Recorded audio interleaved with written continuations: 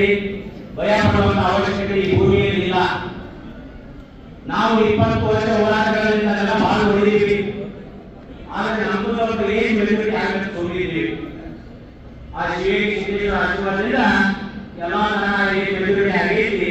ನೀವೆಲ್ಲರೂ ಅಂದಾಗ ಹೋಗಬೇಡಿ. ಅವ್ರು ಯಾರು ಬೇಕಾದ್ರೂ ಏನು ಬೇಕಾದಲ್ಲಿ ಕನ್ನಡಕ್ಕಾಗಿ, ನ್ಯಾಯಕ್ಕಾಗಿ, ಧರ್ಮಕ್ಕಾಗಿ ನಾವು ಜೀವಾಂಶಕ್ಕೆ ಕೂಡ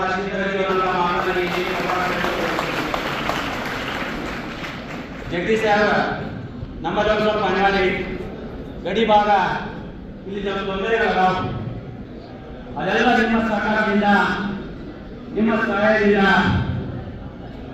ಇದು ಒಂದು ಹಂತಕ್ಕೆ ಒಯ್ಯಲಿಕ್ಕೆ ಸಾಧ್ಯ ಇದೆ. ನಾನು ನಿಮಗೆ ಒಂದು ರಿಕ್ವೆಸ್ಟ್ ಮಾಡಿ ಹೇಳ್ತೀನಿ. ಗಡಿ ಭಾಗದಲ್ಲಿ ಕನ್ನಡಕ್ಕಾಗಿರ್ಬೋದು, ಬಡವರಿಗಾಗಿರ್ಬೋದು, ರೈತರಿಗಾಗಿರ್ಬೋದು ಬಹಳ ವಂಚನೆ, ಮೋಸ, ದ್ರೋಹ ಆಗಿದೆ.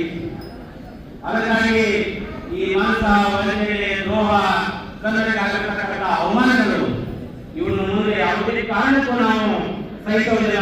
ಅದಕ್ಕೆ ಬೆನ್ನೆಲುಬಾಗಿ ನಮ್ಮ ರಾಜ್ಯಾಧ್ಯಕ್ಷರಿದ್ದಾರೆ, ಸಂಘಟನೆಗಳಿದ್ದಾರೆ. ತಾವ್ಯಾರು ಕಾರ್ಯಕರ್ತರು ಭಯಪಡುವ ಅವಶ್ಯಕತೆ ಇಲ್ಲ. ನೀವೆಲ್ಲರೂ ಕೂಡ ಒಗ್ಗಟ್ಟಾಗಿ ಹೋರಾಡಿದರೆ ಎಲ್ಲವನ್ನು ನಿಭಾಯಿಸಲಿಕ್ಕೆ ಸಾಧ್ಯ ಇದೆ. ನಮ್ಮ ಮಾತನ್ನ ಹೇಳ್ತಾ